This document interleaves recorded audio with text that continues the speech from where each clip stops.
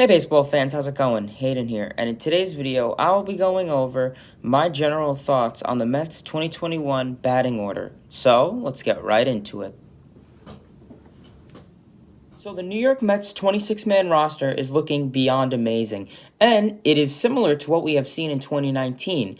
But we have also acquired a few key star players to that lineup, so it is crazy to think how much more this batting order will strive.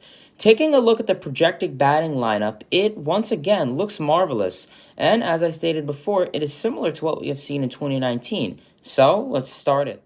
So starting off, first, we have Brandon Nimmo, the center fielder, whose offense is amazing. And now to add, his defense is starting to improve. So imagine him improving on the defense and his offense being great. He is definitely a key player, I believe. But jumping into his bat, it's pretty on key. Nimmo is a walk machine, and in the 60-game season in 2020, Nimmo produced an OPS of 888. That is nuts. So batting second for the New York Mets, we have the newly acquired shortstop. Here's a hint for you. He is a switch hitter. That's right, it's Francisco Lindor. I think Lindor definitely will have some time leading off, but I think it really depends if it's a lefty pitcher or a righty pitcher on the mound. That way, Lindor's switch hitting ability will definitely come to use and be valuable. But overall, Lindor is an all-star slugger hitter and will be getting on base a ton in that first inning. So batting third for the New York Mets, we have the right fielder, Michael Conforto, who has definitely been breaking out and definitely will in 2021. Conforto is a great player to hit the ball anywhere in the field. Left field, right field, 255 in center field, you bet. I believe Michael Conforto's swinging adjustments and deep mechanics will improve his hitting.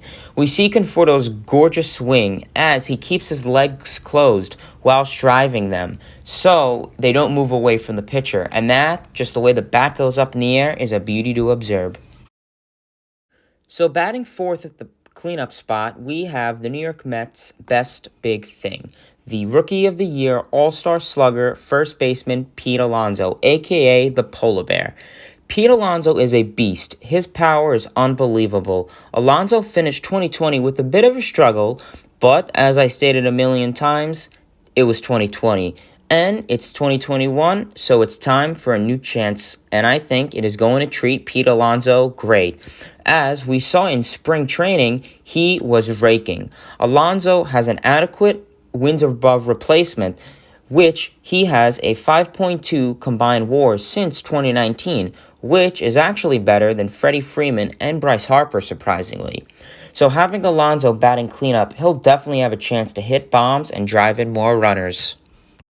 So batting fifth, we have the Mets left fielder Dominic Smith, who came off as a surprise in 2020. Smith showed the team he could swing his bat after being with the team for his first two seasons, where Dom Smith, well, he wasn't really a big indicator of his talent, and he wasn't in the best of shape, and he didn't play any more than 60 games in either seasons. Well, until 2020 came around, of course, where Dom Smith had a chance to prove himself. He finished with a slash line of 316, 377, and 616.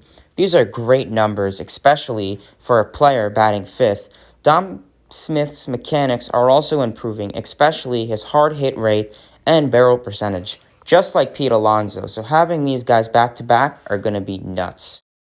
So batting sixth for the New York Mets, we have all-star second baseman Jeff McNeil, who is definitely a surprise batting this late in the lineup, but I just think this shows how stacked we are in the lineup.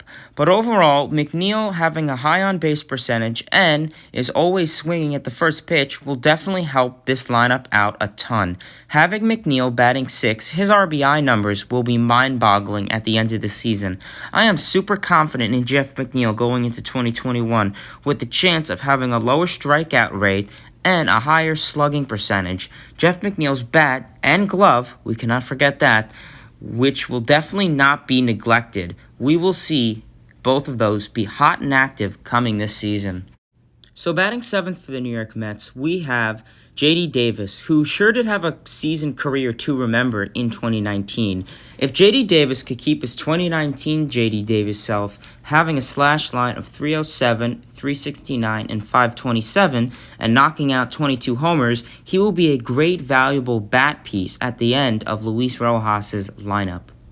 Batting eighth for the New York Mets, we have the newly acquired catcher named James McCann, or McCann as Dallas Keuchel likes to call him.